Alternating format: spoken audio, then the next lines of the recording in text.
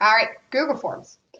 I love Google Forms. They're really flexible, and that's what I like about them is you can do so many different things with them. So if you use the shortcut forms.new, it makes a new Google form automatically in your drive. Give it a name. So example form. And when you give it a name, it names it over here. It's just nice so you don't get a whole bunch of untitled forms. And don't always have it purple. Students start to notice when they're all the same. So you can choose different images that make it work, or you can upload your own. Let's make this one the mountains and the lake, because I'm missing that right now. There we go. And it kind of changes your whole look. So example forms. So some things about forms. They have evolved a lot. So if you haven't looked at forms in the last 3 years, they have changed a great deal. So it always gives you one question to start with, and this drop down shows you all the different types of questions, including a file upload. So you can do an assessment with this and also have them upload different pieces. So if they have an image that they've taken a photo of, or if there's another file that they need to attach to show their learning, they can actually upload files as part of this. So that's a really cool piece if you haven't seen that. Date and time just gives a snapshot of when it was done. Short answer and paragraph, that you can collect so much data. You can use it as an exit slip. I wouldn't type a whole essay in this paragraph because if for some reason the internet goes down partway through, and home internet, you never know, you don't want them to lose it. So I would say type it in a doc and put it in there, but it's better if it's a 2-sentence answer per paragraph. Multiple choice has one right answer. Check boxes have more than one right answer. So difference there. Drop down when you have that long list. Linear scale is cool for the Likert scale. You know how I've used it for pH scales in grade 5 chemistry. Multiple choice grid, one right answer for each row. Checkbox grid, more than one right answer for each row. So lots of good things there. So I'm going to do just a quick multiple choice one. Now, you can make a picture as your question, which is kind of cool. So I'm going to say, clearly, you need to have a picture of a cat.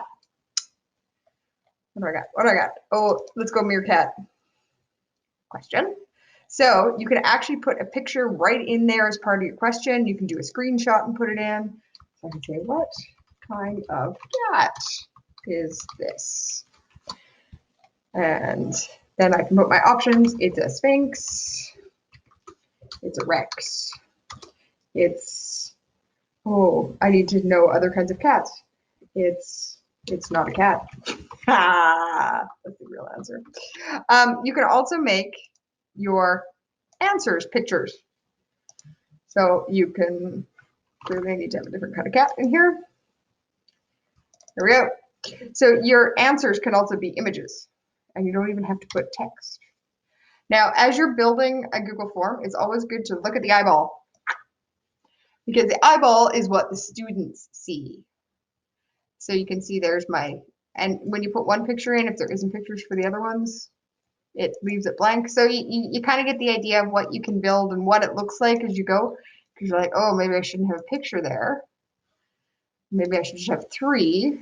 And then I can go, if I go back to my eyeball, I have to refresh. And then you see what the difference looks like. So I always keep that eyeball going back and forth as I build things. It goes a long way. So you can import questions from other quizzes now, which is super nice. Add a title and description. That's good for breaking up sections. Adding an image, that's the image can be tied to a particular question, or you can do an image for a whole section. So you can do an image and then 3 questions below about it. Same thing, do a video, 3 questions below about it. Add a section. So I'm going to show you what this looks like. So this is one I built for the Google course. So I'm going to eyeball it so you can see what it looks like as a student. So I always have it collecting an email address. So that is in the gear. Always collect email addresses. You can also restrict to WRSD, so then you know they're logged in as themselves. And you can limit to 1 response or have them go back. That's your call completely. So they can also go back and change it, or they cannot, your call. So that gear has some of those settings. So that's how I get that. The required question. So these little stars mean they cannot submit until they answer. So how I do that is under each question, this little slider has required. This is how you delete a question. This is how you duplicate. So in this one, I put in a video. So that would be with the little video button. And then I put some questions underneath that go with it. Now, then I added a section to make it clear that I'm done with that video now. So that section just kind of broke it up a little bit. So they have to answer it. And I'm just picking things. Oh, name. Jen. I like to collect their email address and then also put the name. This is so if students are logged into someone else, I sometimes catch them on this. Just FYI. So next. Oh, I need to put my email address because it's mad at me. Next. And then this is an example of a title. So I did a title for this whole section. So this is a real or fake. So they're supposed to pick out if these emails or these websites are real or fake. So they have to do that whole section. This is not the right answers. Real. Next. Another example of a video, asking questions about it, and then I can do a copy if you want. You can also turn that copy off because sometimes students will share that with each other because they're quite clever. I do give them credit for that. So you can turn those off and then they don't see that option. Now I need to be careful here because this is actually live in a course, so I don't want to mess up my stuff too much. Now to make it self-marking, that's in this quiz section. This locked mode on Chromebooks works great when all the kids are in front of you at school. They're not. So that is not as useful right now because even if they can't open another tab, they can sure open another computer or their phone. So not as useful right now as it usually is. So you have to make sure you make it a quiz if you want it to. And then you can make it so it marks them all at once or not. And then you can make it so they can see what they did wrong, or if you uncheck all of these, they don't see what they got wrong. So it depends on what kind of, if you're using it for summative or formative. I really like the missed questions for formative because then they can go back and see it. And I even tell them redo it, submit it as many times as you want until you, or I make them resubmit it until they get 100. Sometimes you want it for that learning piece, depends how you're setting it up. So once you turn on that quiz, that's when you see this answer key. If you don't see the answer key, it's because you haven't turned it on over here under quizzes. So answer key, and you have to say how many points it's out of. 1 is the default. I wish you could put meeting, excelling, not yet, approaching in here. You can't. It has to be points. Right. So this is where you have to put the right answer in. And you can add feedback. So if they click the wrong answer, you can actually put feedback for correct and incorrect. You can even put a video or a link for feedback to say, hey, watch this video again if you're not sure. So you can see answer key 1 point, real or fake. Feedback built in there.